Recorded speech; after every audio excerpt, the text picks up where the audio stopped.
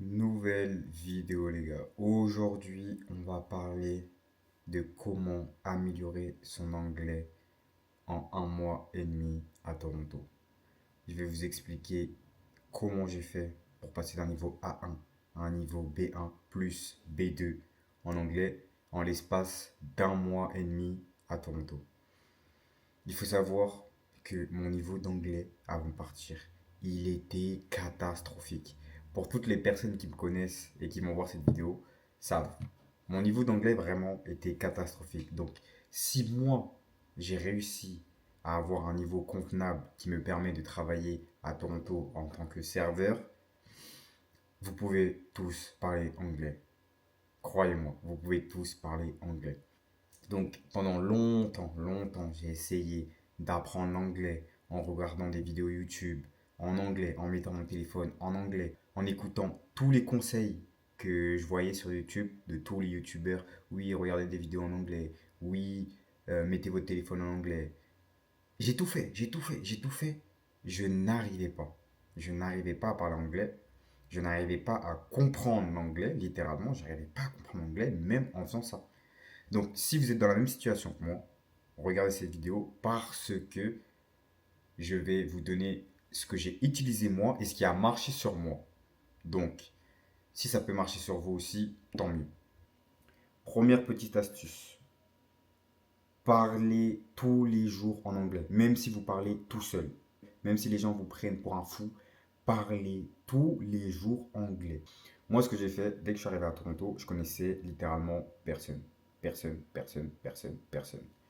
Donc, quand j'allais faire mes courses, je faisais exprès, même si je savais où est-ce que était par exemple le bacon, je faisais exprès d'aller voir un employé et lui demander: Ah, c'est où le bacon? Ah, c'est où ça? Ah, c'est où ça? Je faisais exprès de demander juste pour avoir des interactions. Parce que quand vous allez arriver à Toronto, vous allez connaître personne. Donc en soi, vous pouvez au début parler à personne en anglais, mais c'est pas parce que vous connaissez personne que vous ne pouvez pas parler anglais. Donc, chaque interaction est nécessaire. Donc, dès que vous rentrez dans un magasin, demandez des informations. Même si vous les connaissez déjà, demandez quand même des informations. Vous devez parler tous les jours en anglais. Tous les jours, vraiment tous les jours, du lundi au dimanche. Deuxième chose très importante, ça, c'est une chose qui m'a énormément aidé. Aller à des meet-up. Donc, ça marche aussi en France. Ça marche aussi en France. Téléchargez une application qui s'appelle Meetup. Et sur cette application, vous allez avoir des meetings gratuits. À Toronto, c'est gratuit. En France, je ne sais pas si c'est gratuit, mais à Toronto, c'est gratuit. Qui vont vous permettre de pouvoir parler anglais avec plein de gens. En gros, à Toronto, ça se passe comment?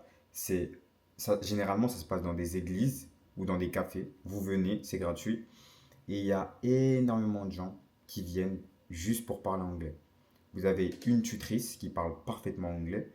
Et c'est des petits groupes de 5-6 qui sont là pour parler anglais. Il y a des gens qui ont un très bon niveau, il y a des gens qui ont un niveau intermédiaire, il y a des gens qui ont un niveau débutant, il y a des gens qui ont un niveau avancé.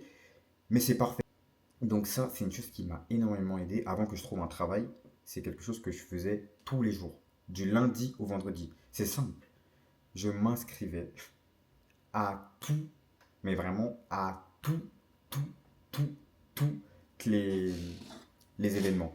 Mais je vais vous montrer. Je vais vous montrer, ça va être plus simple. Voilà comment ça se passe. Là, vous avez tous les événements. Et vous voyez cet événement-là, c'est complètement gratuit. Vous réservez, vous allez au lieu du rendez-vous et vous pouvez parler anglais pendant 1 heure et demie. Pendant 1 heure et demie, vous parlez anglais. Et ça là,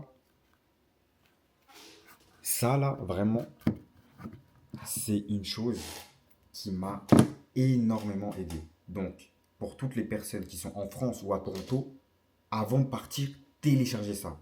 Et dès que vous êtes dans l'avion ou avant de monter dans l'avion, vous commencez déjà à prendre des rendez-vous.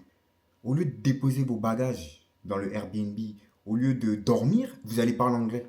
Vous allez parler anglais directement. Parce qu'on n'est pas là pour rigoler, les gars. On est là pour parler anglais. On est là pour parler anglais. Donc dès que vous arrivez, non, les gens ils vont dormir normalement. Mais vous n'allez pas dormir. Non, on n'a pas le temps, on doit parler. Donc voilà, dès que vous arrivez, essayez vraiment le plus rapidement possible de parler anglais. Troisième chose très très très très très importante. Ça c'est quand vous allez commencer à trouver un travail. Ça fait maintenant à peu près 3 semaines que je travaille en tant que serveur, vendeur. Mon niveau d'anglais a littéralement explosé. Parce que je parle tous les jours, je rencontre différents accents. Les gens, quand ils me parlent, ils savent pas que je ne parle pas anglais. Donc, ils parlent extrêmement vite. Ils parlent avec un langage familier pour certains.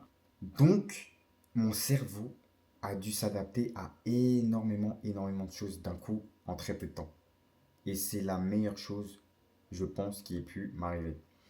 Mais là où je veux en venir, c'est quand vous allez travailler, surtout quand vous allez rentrer chez vous, n'hésitez pas à noter toutes les phrases que vous avez apprises.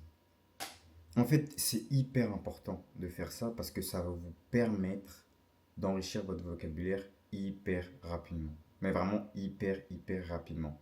Donc, la meilleure chose à faire que je vous conseille, c'est quand vous entendez des mots que vous ne connaissiez pas, quand vous voulez améliorer une phrase que vous dites tous les jours, mais vous voulez le dire d'une façon plus polie, vous demandez à vos collègues de noter ça pour vous. Moi, c'est littéralement ce que je fais. Regardez. Ça, littéralement, c'est l'une de mes collègues. À chaque fois qu'il y a un nouveau mot que j'apprends, à chaque fois qu'il y a un nouveau mot que j'apprends, à chaque fois que je l'entends par exemple parler avec un client et qu'elle dit quelque chose que je ne connaissais pas, je lui demande: Oh, ça veut dire quoi? Ah, et pourquoi tu utilises ça dans cette situation-là? Ah, tu peux me le noter s'il te plaît? Et elle me le note. Et le soir, je re-regarde tout ça. Et le lendemain, c'est là la chose la plus importante, vous devez le tester. Le lendemain, vous devez essayer de le replacer avec des clients. Et je vous jure, cette technique-là, a fait exploser mon anglais. Elle a fait exploser mon anglais parce que, en gros, dès qu'il y avait un mot que je ne connaissais pas, je le notais. Le soir, je le regardais, je le relisais. Le lendemain, je le testais. Et c'est pour ça que je vous dis que trouver un travail en tant que vendeur, c'est la meilleure opportunité parce que pour moi, vous êtes payé à apprendre de l'anglais. Vous êtes littéralement payé à apprendre l'anglais. Et en plus, vous avez des tips. Donc, c'est vraiment bénéf max, les gars. En tout cas, ça, c'est tous les conseils que je peux vous donner sur mon expérience que j'ai eue durant 1 mois et demi à Toronto. Si vous suivez toute cette procédure, mais vraiment en étant assidu, il n'y a aucune raison, mais vraiment aucune raison que votre niveau d'anglais n'explose pas. Quand je vous dis que mon niveau d'anglais était mauvais, je ne vous mens absolument pas. Mon niveau d'anglais était terrible. Et aujourd'hui, littéralement, je peux parler, les gens me comprennent. Donc, vous pouvez le faire, les gars. Vraiment, croyez-moi, vous pouvez le faire. Vous devez juste être assidu. Vous devez être motivé. Et vous devez avoir un objectif concret, les gars. Ça, je le dirai jamais assez.